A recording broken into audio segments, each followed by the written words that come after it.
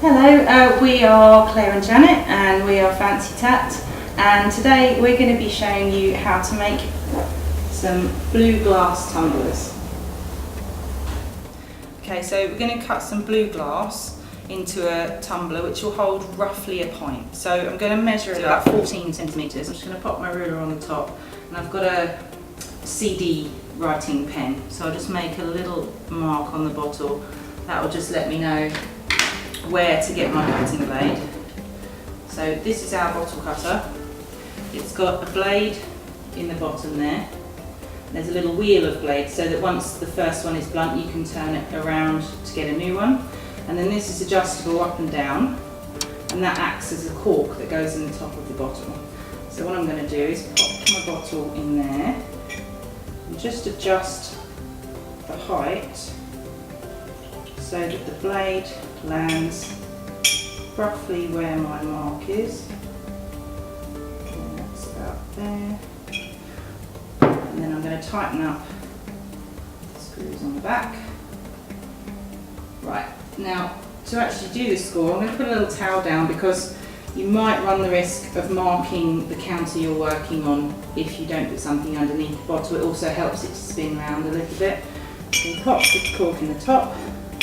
Get a good grip on the sides, a little bit of downward pressure, and then you want to hear a nice squeaky noise. And you'll hear a crunchy noise in a minute, which is when I've gone round once. You only go round once to when the line meets itself again. See that crunch? That's where it's come round to meet itself. So that's it, that's all you have to do with the cutter. You've got one line all the way around the bottle, ready for cutting. So we'll get rid of that one. Now I'll pop my gloves on because we're going to be dealing with broken glass. I've got the wrong gloves. Right, there we go. So I've got a nice block of ice here and a normal household tea light candle.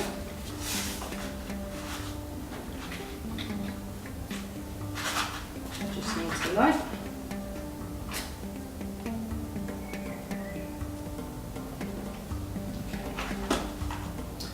So, first thing we do, get a good grip on your bottle, make sure you've got hold of both ends, and then we roll the scored line over slowly just into the flame enough that it makes a mark, a sooty mark on the glass. I'm probably going to roll this round a couple of times. I'm judging it where I'm doing it by looking through the bottle. It can be a bit difficult, so you might have to move around a little. What you're doing is creating a shock in the glass. This is going to heat it up nice and slowly, and then in a minute I'm going to roll it quickly on the block of ice. You should start to see it break.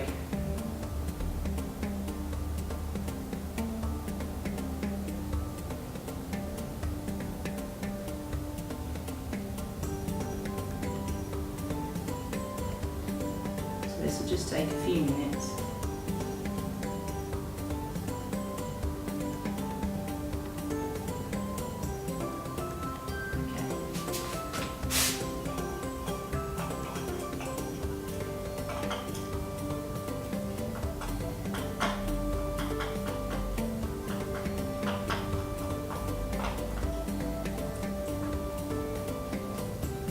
Okay, just going to stand that up, use a tissue just to give it a clean so I can see what I'm doing.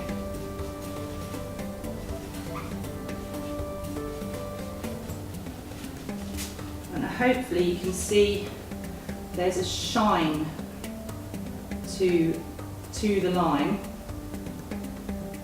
And we're just going to have a little look and work out which piece I might need to focus on, although it does look like it's broken mostly. So you go back to your candle again. You might be able to hear it breaking. It sort of makes a clinking noise.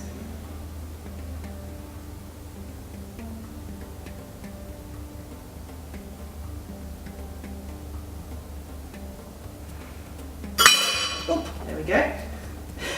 A little bit sudden, but that's why you wear gloves. And there you go. Perfect. Perfect cut. That needs sanding for it to be safe.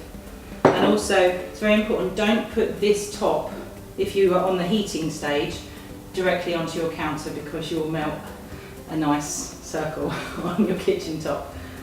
And that's it for the cutting. Okay, so after having cut the glass, we now have to make sure that this is safe as a goblet and for any other products that we make. We decided to use some industrial diamond sanding pads, various types, and we need to put them in the water because of two reasons. One, it aids the lubrication of the sanding process, and two, it keeps the glass dust down, and you don't want to be breathing that in. And I'm also going to wear safety goggles over my glasses to see what I'm doing, and protective gloves. The first surface we need to tackle is the flat surface. After that, we're going to put a 45-degree bevel on the outside and inside edges. Do this with rough blade first, and then finer diamond sanding so that we get a nice smooth surface. This takes a little bit of time, slight downward pressure, and it's best to turn glass around a quarter turn to make sure that we're using pressure on each part of the glass surface.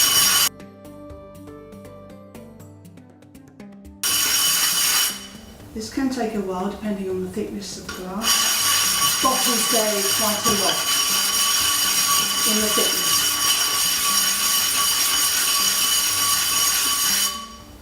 Now every now and again we need to check it by drying off the top area. At the moment it's still quite rough, to do it with care. And at this point, when it's dry, you can see that the areas that are not yet sanded properly are still very shiny, and the areas that are nice and dull are pretty good. So I can see now various areas that still need to be dealt with. So I'll go back to this particular piece of equipment and do a little bit more. Perhaps a little bit more pressure.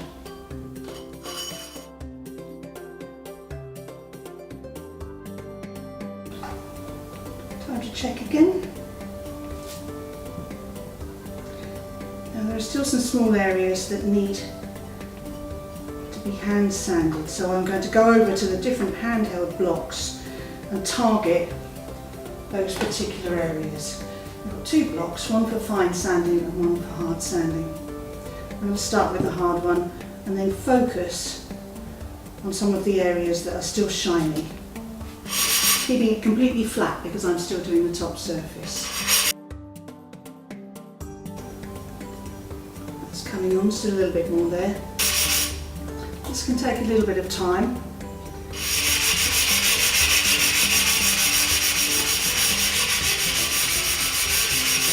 And if the cut you made ended up with a little bit of a lump of glass that didn't quite go smoothly, this can be worn down in the same way. So you get an even edge. That's almost there. One more area to have a go at. That's getting there. Still one or two more bits, but I'm going to leave that while I go to the edges, and it's now more matte around the edge.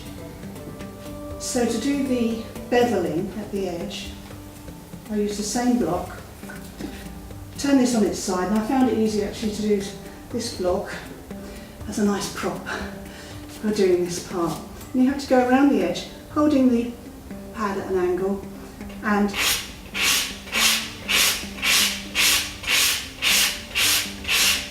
move it around. I'm pulling it just in one direction.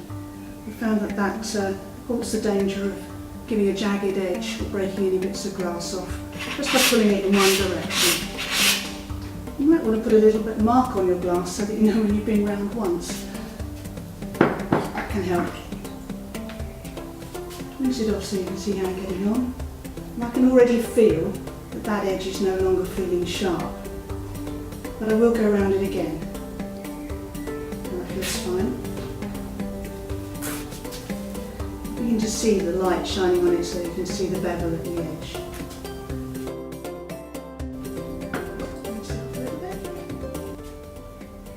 Dry. Might be worth waiting for it to dry off well sometimes, just to be absolutely sure that you've got every bit. It's looking like and feeling like a good edge. And now I'm going to tackle the inside edge. That's a little bit awkward. So you find the part of your pad and you have to put the point in and do the same thing again. Sounds like I need to go around again. It's still sounding quite crunchy, and you can tell by the sound when it's beginning to get there. That sounds better.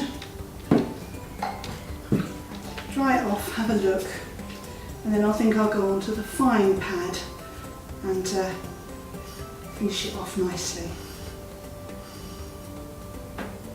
Let's have a look. That's almost there. So I'm going to start again with the top, and this is a finer grade industrial diamond sanding pad, just to get a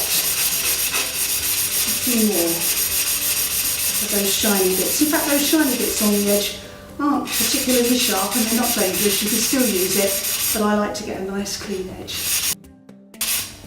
You can target the areas that are still shiny.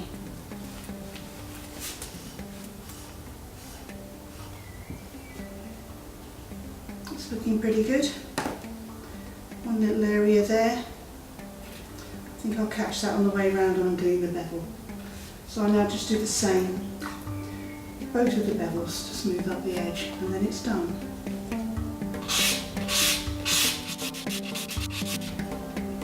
I think that's probably almost there. Just need to dry it to see.